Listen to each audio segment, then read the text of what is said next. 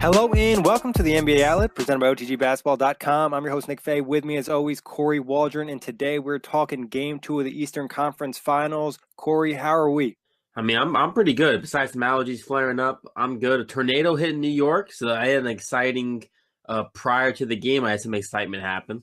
Yeah, got a little storm in Connecticut as well. A lot of trees down and whatnot. Hope everything's okay for everybody. I know Cavs fans are not doing well right now. Celtics won Game 2, 107-94, 2-0 series lead. Before we get started, just a quick reminder, you can listen to all of our game recaps, Eastern Conference Finals, Western Conference Finals on iTunes, Blog Talk Radio, OTGBasketball.com, Google Play, and Dash Radio. But Kory, initial thoughts about this game. You know, the Cavs losing Game 2 in what almost felt like a must-win scenario.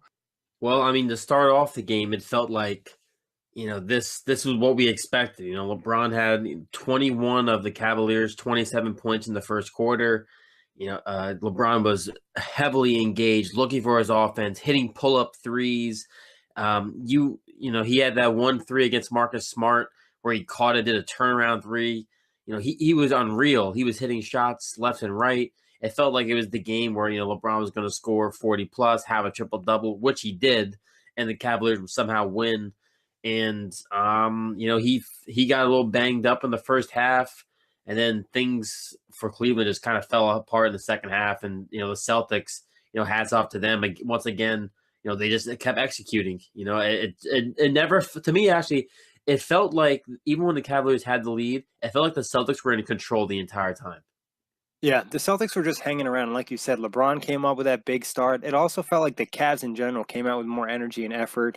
Tristan Thompson, the starting lineup, definitely had an impact. But then, LeBron caught that shoulder from Jason Tatum in the second quarter. He didn't look right after that. And then the second half, it was a completely different game. The Celtics killed them in the third quarter. And in the fourth quarter, at probably almost midway through, it felt like the Cavs gave up. And it was just like a game of two halves.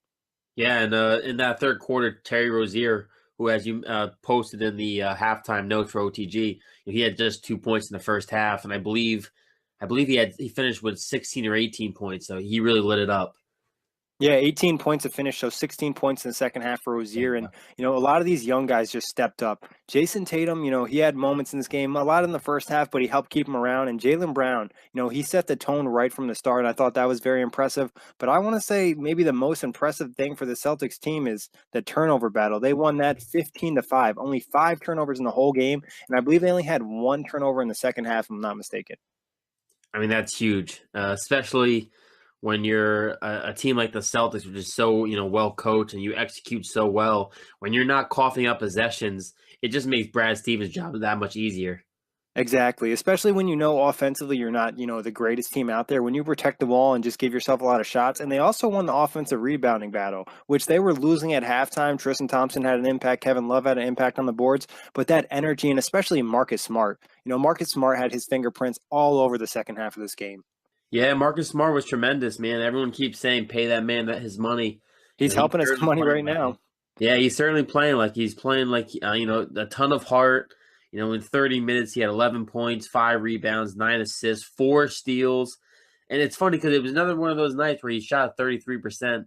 But, those poor shooting nights, he just he never feels bad. Anytime he's struggling shooting-wise, it just never seems to have a negative impact because of all the little things he does. A team high plus 21. And I will probably mention this more, but I absolutely loved when he jumped to the aid of Al Horford after that J.R. Smith flagrant in the fourth quarter. Yeah, you're right. Marcus Smart, 9 assists, 4 steals. But what were your thoughts on that play? JR obviously frustrated. He had a terrible game. I want to say he had 0 points in all his 7. Yeah, he's looking washed. Defensively, he had some okay effort in the first half, but the second half he was garbage. But what were your thoughts on that play, pushing out Horford in the back midair? Were you surprised it wasn't a flagrant too? I mean, yeah, I would have tossed him. There's no place in that, especially in the playoffs and the Eastern Conference Finals. Nonetheless, and I don't even care that's on Al Horford. If that's on anybody, it's unacceptable. And dirty things have happened. J.R. Smith, if you remember, against the Celtics a couple of years ago, he knocked out Jay Crowder with a backhanded punch, and Jay Crowder got a concussion and ended up, missing the rest of the series. J.R. Smith is known for doing some, corny shit. Pardon my French. It's not right. I didn't like it, and Al Horford kind of landed funny. Obviously, nothing happened, or at least doesn't look like anything happened. But it was dirty. I don't like anytime a player leaves his feet and you're pushing on him. Some people said he didn't even push him that hard. It's not the point. If you're in the air and you're being pushed and some other force is touching you, it's going to affect your landing and all that. And it just was bad. It was bad. Yeah, if you ever played ball, you understand, getting pushed in the back midair, especially when you don't see the defender. When you're able to kind of embrace it and, get ready for it, it's okay. But Al Horford had no idea. Like you said, he could have easily potentially have torn his ACL, broke his ankle or anything. He's a big dude. He was moving very fast, and it was the surprise that they didn't, eject him from the game because it was like an obvious emotion foul where JR was just pissed off. He was playing terrible, and he just shoved him in the back. And then also, they didn't really mention this, but JR put his hand right in Marcus Smart's face. Yeah, and Marcus Smart, if not for Tristan Thompson grabbing him, He would have probably definitely about to. Yeah, he's about to lay one in right on J.R. Smith's face. yeah. J.R. Smith walking away saying, "You ain't like that. You ain't about it." Like J.R. Smith, I don't know who you're talking to. I feel like Marcus Smart would be the only person on the Celtics who would definitely be. Well, him and Marcus Morris, those guys would definitely be down to brawl at any moment. Yeah, and JR, the way you played this game, you really shouldn't talk at all. 0-7, 0-4 from three, and you really just killed the squad. If JR was giving them some decent minutes, it would probably change the series, but he's been pretty terrible. Yeah, he just it's funny because he was so lights out in the Toronto series, and that's just what J.R. Smith is. I think I've mentioned this a few times on the pod. It feels like 1 out of every 10 games you get a J.R. Smith sighting. It just doesn't seem like he can sustain anything. And some of the threes he's taking still, it's just there's just no shot selection, like no good shot selection. It's just if I get a shot, I'm going to take it. It's just bad. I And he want to say played, some point in the fourth quarter, he had a play with Marcus Smart on him yeah. 1-on-1, and he pulled up from three, and it was just embarrassing. And he looks around like, where's the foul? Like, bro, you're not gonna get a foul call when you've been putting up dumbass shots all night. Like, they're not gonna give you a ticky tacky foul. Yeah, it feels like every year, when he first got into the Cavs, it was like 5 out of 10 games he played well. Then it was 4 out of 10, 3 out of 10, 2 out of 10, and now it's about 1 out of 10, maybe 1 out of 20 moving forward. It's definitely been a really rough series for him. And who else on the Cavs, think had a really rough? Actually, what do you think was the roughest factor for the Cavs in this game? Like in terms of offense, defense, what stuck out to you that was really just terrible? I mean, I'm gonna say offense. I know the defense was bad, but aside from LeBron James, I mean, it's really rough out there. No one can create a shot for themselves. No one can get any offense going. I mean, obviously, they obviously rely on LeBron James. We know this. It's not like it's anything new. But I mean, George Hill was non-existent in 30 plus minutes. Rodney He had a Hood, good first quarter, and then he just, completely disappeared. and from a guy who's watched him a good amount, that is George Hill. I mean, I'm not surprised. George Hill doesn't really look for his offense. It's one of those things where he kind of it just has to come to him. But he's not even like getting open for three. He's not moving a lot off ball.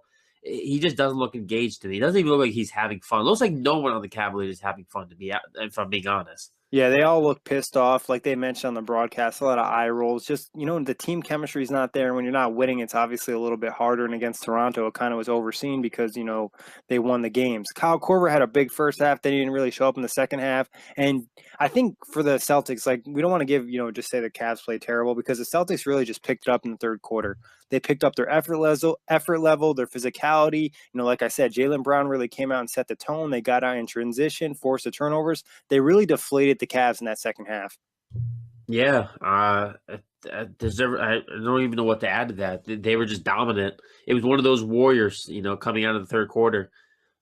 They were hitting on all cylinders. They looked like they were the team with more energy. Everyone was being aggressive, and for me, hitting the threes, the ball movement, and Al Horford was tremendous in the second half as well. Yeah, quiet first half, no, I wouldn't want to say quiet, but he wasn't as big as he's been in this series. I think some of that was Tristan Thompson. But then in the second half, he found a way to get more involved, made a lot of plays, and he was just very active. And I think, like I said, just a lot of these guys playing with high energy. And it was just so apparent that the Celtics team is just a lot better than the Cavs. And I think going to the series, it's definitely was there, but I think it's confirmed right now. Way confirmed. The Cavs have the best player, but the Celtics are just. And it's funny because people keep saying the Celtics aren't that talented of a team. Well, when you have chemistry, when you have a good coach, you have guys that believe in each other, that trust in each other. It makes your team better. The X factors and the stuff that doesn't show up in the looking at a depth chart and looking at stats. That's what the Celtics have. They just have that it factor. Yeah, they definitely do. The team chemistry is sky high. They mentioned on the broadcast as well. LeBron was, giving them a lot of credit defensively for communicating. And I think just overall, like you said, I think they are talented. It's easy to look at the squad and be like, all right, Kyrie and Gordon Hayward's out, but Al Horford, obviously a very good player for a long time now, being an all-star.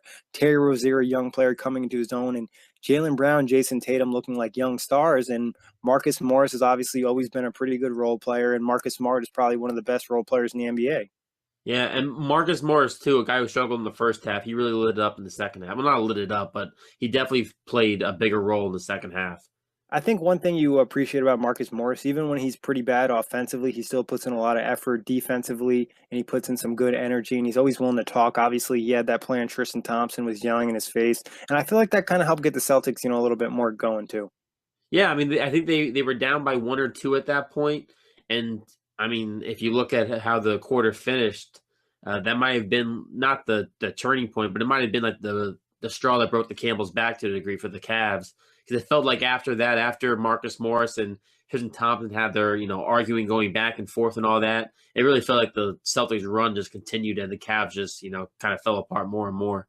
Who would you say was the best Celtic tonight? If I'm going by efficiency, I'm going to have to say Jaylen Brown for the fact of how in that first quarter, he had 14. He was really engaged, and obviously he was the highest scorer for the team. But I'm leaning towards Al Horford. But double double, 2 blocks, 2 steals, 4 assists. It just felt like he did everything. He was a second best on the team with a plus 14. The one play on Kevin Love where he literally wiped his hand before putting the ball down, like It's almost like he played him and did it on purpose. He like lulled him to sleep. He's like, all right, let me wipe my hand real quick, then hits him with a spin move, and then bang, gets the lay in. it was filthy. Yeah, I really liked Al Horford tonight. I just think overall, and Jaylen Brown said a post game on the sideline interview with Doris Burke. Al Horford is just so calm, and I definitely see that watching him. He's just always so calm, so collected, and he just has that veteran leadership, man. It goes without saying. He's won championships before in college, and he just looks like a winner to me. Yeah, he definitely sets a positive demeanor, but I'm going to go with Jaylen Brown. Like I hinted at before, the aggression he had early, setting the tone, I think his fearlessness going up against LeBron, and then also really getting things going in transition. It didn't always necessarily lead to points, but sometimes it was free throws, fouls, or it just got them set up for a mismatch. And also, Jaylen Brown's been a guy where they've gotten him a switch on George Hill or a smaller defender, and he's able to really work in the post and work down low, and that's a nice development in his game. Yeah, for sure. It's crazy, man. The development from like even just last year to this year, he just looks so much more polished. Like I can't believe the amount of growth he's had in 1 year. Yeah, but especially when he first came in the NBA, I remember, his first couple games, he was just putting his head down, getting to the rim, and now you really see more of a polished product, somebody who's able to kind of control his athleticism a little bit, and I think Summer League really helped him as well. But I want to also give a shout out to Marcus Smart, like I said before, all over the place, 9 assists, 4 steals, and just like he set the tone in the second half as well with the energy he played with. He was just everywhere, and like we said, his contract is definitely on the rise right now. Yeah, the one play on Marcus Smart had that just resonates with me. He banged his knee or tweaked his knee End of the first half. yeah, with somebody, and then he was like limping back and then picks off the ball to then throw it to Marcus Morris streaking for a dunk. And then like that extra effort right there, like it doesn't look like much, I guess, but to me it's just like, that's a guy who he's not laying there crying or worried about himself. He's just still engaged in the play despite being a little banged up for a second. And I just love that. Yeah, a lot of just winning type plays from Marcus Smart and even Al Horford as well. Any Celtics you'd like to see step up, or still another pretty good game from the whole squad? I mean, even though Terry Rozier, started off slow, I would like to be a little bit more engaged in the first half, but I can't really complain because in the second half he picked it up. Maybe Greg Monroe can play a little bit better, but do I really care about Greg Monroe at this point? Not really. Defensively, he's just so bad. He's slow. He's like one of the slowest NBA players, I think, in the league right now, to be honest. Yeah, and I think he only played like 6 minutes. He's basically unplayable to a degree. And I don't know. I don't really think there's anyone I need to stay. I mean, Jason Tatum didn't shoot well tonight. He shot 41%. He didn't look as aggressive. But it's tough. No one on the Celtics played bad. Every single Celtic had a positive plus minus. Um, I don't know who I would want to play better. You? Nobody really sticks out because of the team effort. When the team plays so hard and well together and really having that burst in the second half, I'd say in the first half there's guys that didn't play great, but in the second half they bounced back. And that overall energy and effort level, like we hinted at earlier in the show, they just play so hard and they force you to really beat them. And the Cavs just weren't willing to put in the effort to beat the Celtics. I think the Cavs could have won this game, but their energy level was just terrible in the second half, especially coming out in that third. They started the third quarter with a lot of miscues. I think a turnover, some missed shots, and it just allowed the Celtics to really get back in the game and get their confidence cooking, and the team just took advantage. Yeah, for sure. And another thing I noticed in the second half for the Cavs is LeBron did a lot of pushing the tempo to then get the ball up the floor just to dish it off. It was just a completely different atmosphere, and Kevin Love played a lot better, I think, in the second half. Well, in the game in general, he started picking it up late, but again, I just you're always looking for help. I feel like on Cleveland, and I know people complain. Well, last round, no one was complaining about LeBron's help. Now it's all about things change. Things change rather quickly. I think the Raptors really confused all of us. I mean, I will say personally, I think the Cavs team, I felt a lot better about them going the series, but I think it was also a lot of the Raptors just playing so bad. Like they lost that mental battle, losing that game one at home to the Cavs in overtime, and then losing game two. It just really took them out of it. So I think everything we saw in that series, we almost have to take with a grain of salt. And I think for the Cavs, I keep getting at that energy and effort level. The first half, it was great. In the second half, it was not only bad defensively, but offensively. The movement stopped, the screen stopped. Everything was just a lot of ISO, and they were just like working the shot clock and not getting a lot of great shots. And it felt like, you mentioned LeBron pushing the pace. He'd push the pace, and then there'd be like three Celtics in the paint. You would just have to dish it out. So it's just like, if no one's going to move around and make it easy, the Celtics are going to kill LeBron. Yeah, and that just going back to the Cavaliers from last round to this round. This is actually the Cavaliers team from the first round. Yeah. This is the team that the Pacers played. This is a team that, especially like in the fourth quarter, this is a team that looked like they had no idea what they were doing. Like they had no answer. They had everyone was just kind of looking at LeBron to help them, and LeBron's looking at them like, "Hey, can you guys help me?" Just no one looks locked in. It's funny, and Mark Jackson, I believe, said, this is a team still trying to find themselves. Well, there ain't no time to find yourself anymore. Yeah, especially at this point in the postseason. I just think, just the overall team chemistry and everything, it's almost the opposite from the Celtics side. Talking about the Cavs, any Cavalier have a good game tonight that you want to give some love to?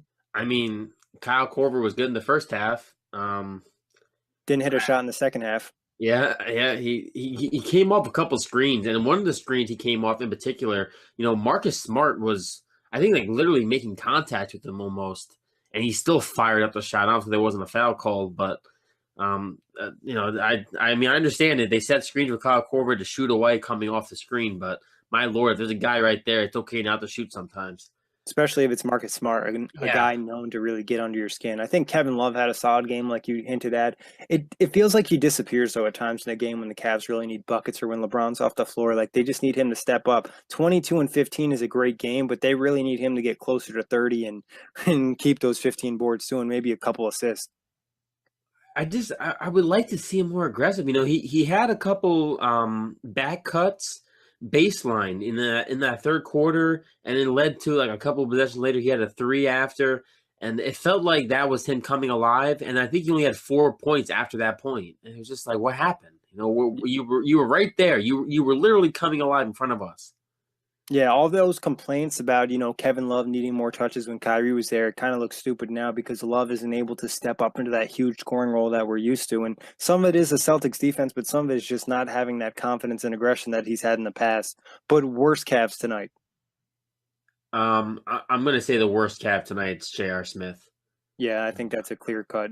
Yeah, but between the flagrant foul and um, there was like a stretch, man, of like 5 or 6 defensive possessions where he either lost his guy, got beat, or just didn't know what was going on. and believe it was in the late middle of the second quarter. He's just bad. 0 for 7 shooting. It's and Tyronn Lue, man. You don't have to play J.R. Smith and Jeff Green like at all times. Like, I would play Seti over those guys right now because at least he's going to play hard. yeah, and you're right, he would. And when LeBron scored his first couple buckets, Chetty was the first one to jump off the bench and start clapping. He's got a ton of energy. Obviously, he's young, so I'm sure he's just happy to be where he is. But I wouldn't mind seeing him. To Jeff Green. Obviously, we wanted you. I think you wanted him to play bigger minutes in this game. He did. I want him to play better. I didn't care about the minutes. Right. Bigger and better minutes, and he did neither. Well, bigger minutes, I suppose, just not a better effort. And then J.R. Smith just bad. It sucks. I mean, having in the thing for Ty Lue, and I don't want to defend him too much, but his roster just it really isn't that great, and he almost has to play Jared and Jeff Green a lot because it's just who they're used to, and it's just what they've been running with so long, and it's really hard to switch it up right now. But I think Osman obviously is a guy you might want to see more. They gave Rodney Hood some minutes in the first half; he looked okay. Second half, he looked like trash. Jordan Clarkson didn't play any minutes at all. Larry Nance saw a few minutes; he was decent in the first half. Second half, not very good. It's like LeBron obviously was very good in the first half, and he still was pretty good in the second half. I mean, for most player standards, he was amazing in the second half, but for LeBron, it wasn't. But the Cavs role players really took a step back in the second half. Where in the first half, like we mentioned, Kyle Korver really lit it up. Tristan Thompson had a nice impact. George Hill was a little bit more aggressive, but then everything changed in the second half. Yeah, I mean, even defensively in the second half, how many times did we see someone from Boston get a wide open three? I think that Terry Rozier three, that wide open one where it's Kevin Love and LeBron just looking at him. It was at the third, I want to say late third or early fourth at some point in the game. And that third. pretty much, you could show that video and that defines the Cavs defense in the second half. Well, and it's funny because as that shot's, as that play's developing, you can see like LeBron and Love look at each other. And honestly, whether Kevin Love was supposed to run out or not, LeBron wasn't guarding anyone. Yeah, I honestly, truly, I think if they didn't communicate, like LeBron was like, Love, I have Horford, go get him. I think that's on LeBron. And I think a couple plays were on LeBron where he wasn't really putting the defensive effort himself. And some of that is, he's asked to do so much offensively. And I think Boston's done a good job of gassing him out. Like, it's hard. And we saw this in the Warriors against the Warriors in the finals where he'd put a lot of effort to score in the first quarter. Then come the second half, he'd run out of gas. We always say he's superhuman and whatnot, but at the end of the day, he's still, a man. Yeah, I agree. And actually, a few times you started to notice in the fourth quarter in particular, for example, the one play where Jaylen Brown, he caught a hard screen from Kevin Love, and he was laying on the ground. He ended up getting like a cherry picking. He was not cherry picking, but he was down there still. He recovered really fast from that headshot. Yeah. And then Kevin, he drew a foul on Kevin Love. But maybe LeBron just saw him, but LeBron made, that was one of the plays where LeBron made no effort to even move. He just stood there underneath the basket. And he did that several times in the fourth quarter. Whenever the Celtics got on the fast break at times, actually, it felt like after Terry Rozier had that one dunk where LeBron was chasing him, he stopped giving effort on those kind of fast breaks defensively.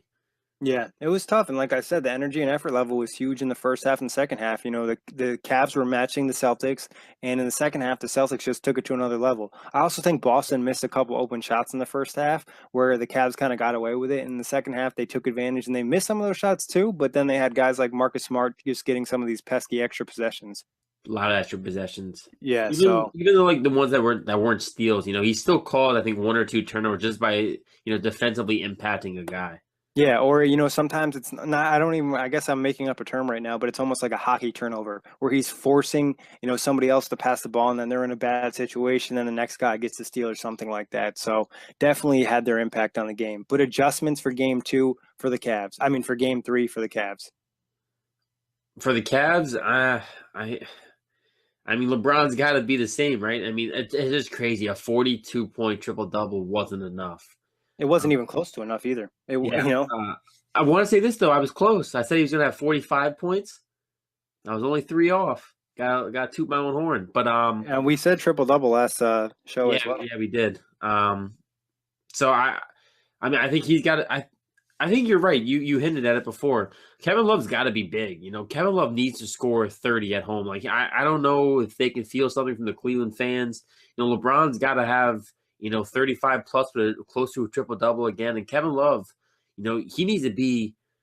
I just want to see what we saw for last series. Kevin Love was a force last series. And that's the Kevin Love they need. And obviously you can go down the list of like, well, if, J.R. Smith hits 1 or 2 threes, and if Korver doesn't go ice cold in the second half, and if Jeff Green gets low, like, yeah, there's an assortment of players on this Cavs team that needs to play better, without question. But I think for the Cavaliers standpoint, it's just ball movement and guys just moving. How many times did you see a Cavalier when they didn't have the ball just standing in their position, letting LeBron dribble or try and make a move? The Cavaliers don't even move when they don't have the ball in their hands. Yeah, especially in the second half. I felt like in the first quarter they did a good job of starting and running some sets and running some plays, some off-ball movement. But in the second half, it just completely stopped. And I think one stat that really defines a series is you have the Celtics and they have 6 guys in double figures. And then you look at the Cavs, they have 3 guys in double figures, one of them being LeBron with 42, Kevin Love with 22, and then Korver with 11. Other than that, nobody else is even close. I think they had Tristan Thompson with 8.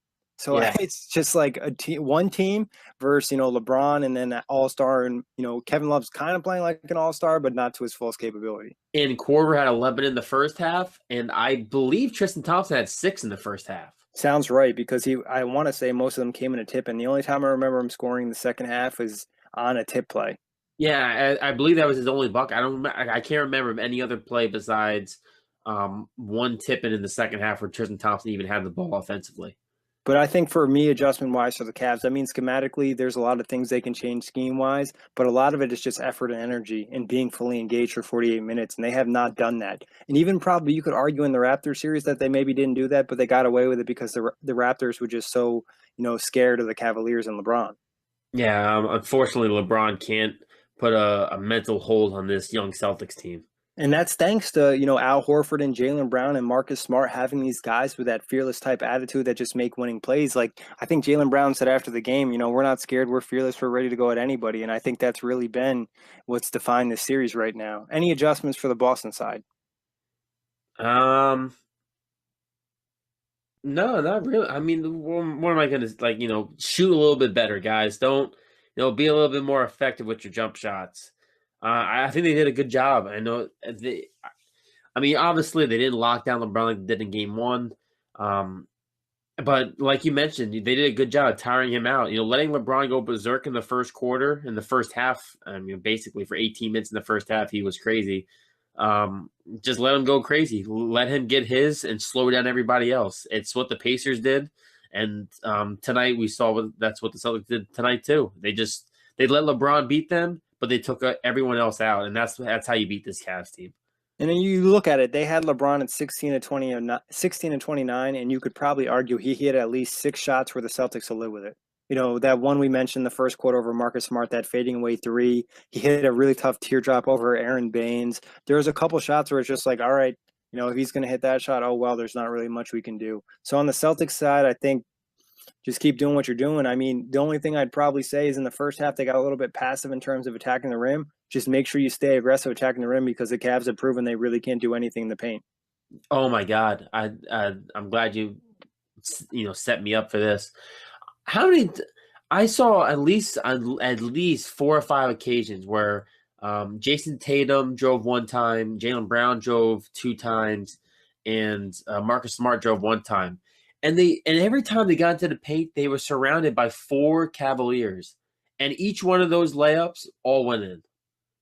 That's what happens when you play a lot of bad defenders or just guys that aren't as athletic. It's just tough, especially when you have a young athletic squad like Boston. And I guess I'm just different, I suppose. But like, if I was one of the Cavaliers defenders and I'm watching this guy, the minute he enters the paint, and I notice I got 3 of my teammates around me, and this guy is driving to the hole, maybe I'm different. I'm going to foul him. Why am I going to let him just go through 4 of my defenders for an easy layup without even letting him be touched?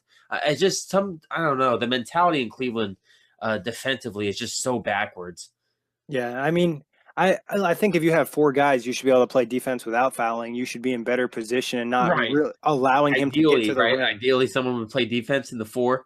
Yeah, like I think the problem is sometimes is they just stand still and the guy just goes around them. We've seen that a lot in this series where, they try to get the charge or, just stand there verticality with their arms up instead of actually just playing defense and maybe fouling. It's like they just don't want to put in the full effort defensively. Yeah, I saw Tatum did that in particular. He drove around, I believe it was George Hill, and he split it with somebody else, and then went in between Love and LeBron, and it was just like, all right. And if you look at the roster, there's just really not many guys that can block shots. I mean, you look at LeBron, and obviously he can do it, but it's not like he's going to do it for 48 minutes. So, shot blocker, we knew this was an issue going to the playoffs for the Cavs. Their roster was in question. And I think the fact a lot of the young guys have just been pretty bad. Like they start a lot after the trade deadline. Like you saw guys like Clarkson, Nance, Hood play well. Now they've just been bad. I don't want to see any Larry Nance. Yeah, I, it's just a rough series for the Cavs, and I think some of it is like their roster just really isn't that great, and come playoff wise, it's getting exposed more and more deeper in the playoffs. yeah, it's getting exposed more and more, and the ticket out of Cleveland is coming closer and closer for somebody. Well, talking about that, obviously, like our opinions of the Celtics have very changed. I know going to the postseason, weren't super high on them, and now we're looking at them in the Eastern Conference Finals with a 2-0 lead. Do you think that they could possibly win this series now? I luckily I picked Cavs in 7. You picked Cavs in 6. Five or six, but whatever. Yeah, I don't feel good about any type of Cavs series right now. Yeah, I mean, I still say Cavs in 7, so I'm not. And I did say I believe the Celtics are going to have a 3-2 lead. So I'm not completely I'm not completely uncomfortable yet because I kind of figured the Celtics would take care of home advantage. They're now 9-0 at home, Yep. so they have yet to lose at a post game at home. Feels But like Milwaukee was almost giving them the most shots at home. yeah. I'm definitely concerned. I think the Celtics have again. It seems like every round we're saying the Celtics. They're undermanned, they're banged up, they can't do it, and they continue to play winning basketball. They definitely have the advantage in this series right now. And as of right now, I think obviously I'm sticking with my pick because I'm not going to flip flop on this one. But the Celtics as of right now, they can win this series possibly in 5. Yeah, I mean, it's a real possibility. I think LeBron will never get swept, in this series, but I could see the Celtics winning this in 5 or 6. Like going to the series, I really didn't think the Celtics would be able to win unless it was 7. But right now, they're just such a better overall team, and the Cavaliers just don't seem that interested, and they're not playing that hard. Like I've seen probably games in like the middle of February and March where teams are playing with way more effort than we saw from the Cavaliers in the third and fourth quarter. It was sad. It was sad effort for an Eastern Conference Finals game, if anything. I understand, like you mentioned, teams definitely have played harder when the games mean less than the Cavs did tonight in a game that literally means almost everything. And it was bad. It was sad.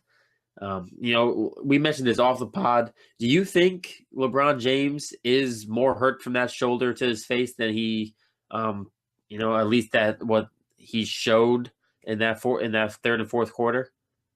It's really tough to say, to be honest. He could have possibly been concussed and came back in the game. I don't think fully he was, but I think the injury did bother him. And then the fact that he was gassed, like everybody knows this, when you're hurt and then you're also really tired, it just makes everything worse. And I felt like that was the case for LeBron because he was just so much more passive in the second half, a lot more jump shots, and also a lot of lazy passes where he just really made stupid passes. And that's not something we're used to seeing. Oh, the one in the fourth quarter where Kyle Korver was cutting to the basket, and I believe it was Al Horford and Marcus Smart or Marcus Moore. It was one of the Marcuses, and they were both like trailing Korver, who was cutting, and they stole the pass. But it was one of those passes where it's like, why are you forcing that? Especially to a cutting Kyle Korver, who's not the quickest of guys.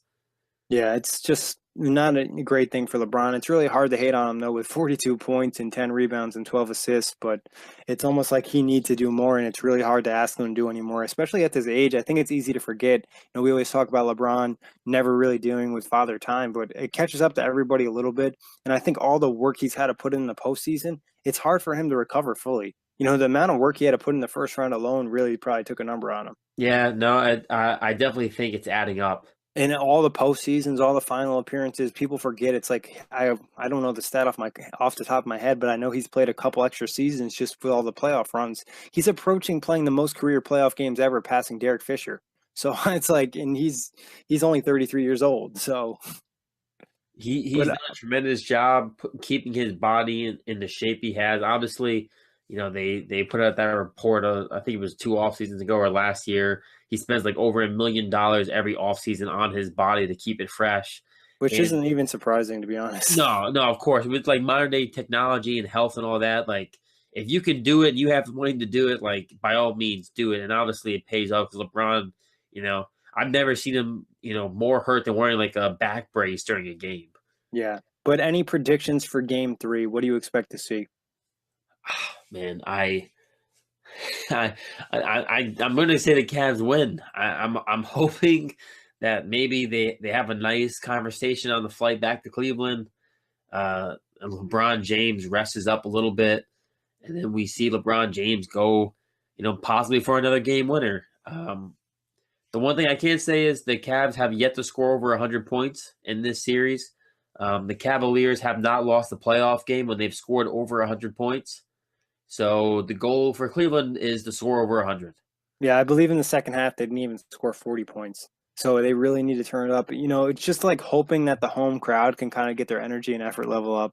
I guess I don't even really want to pick the Cavs, but I feel like I'm obligated to, so I'm going to go with the Cavs in game 3. I feel like just somebody's going to step up and play harder, and maybe some random guy off the bench is just going to play big. So what I can say is, to your point just now, the one good thing about the next game being in Cleveland, and you mentioned those role players generally play better at home. So hopefully, maybe that is something that Cleveland and the Cavaliers can have some hope for, is that guys like J.R. Smith, George Hill, Jordan Clarkson, Rodney Hood, Jeff Green, those guys tend to play a little bit better at home. So maybe, it sparks up a little bit something for them. But like you said, somebody's got to step up. They need J.R. Smith, Kyle Korver, and Jeff Green to combine for over 30 points. I think they need some, 10 from each guy. For a lot. Exactly. It's not. And that's all they need. It's 3 threes each. There you go. You got 9 each. Yeah. And it's just, take advantage of your opportunities, get to the rim, get to the free throw line. It's just, it's like deflating. I was like excited in the first half because it looked like it was really going to be a close game. And then in the third quarter, the Celtics just came in, and then the fourth quarter, the Cavs just gave up. And it's just so disappointing to see in the Eastern Conference Finals. But that's for another day. As always, thank you for hopping on, Kory. Thank you, everybody, for listening. You can catch all of our recaps for the Eastern and Western Conference Finals on iTunes, Blog Talk Radio, OTGBasketball.com, and Google Play. Peace.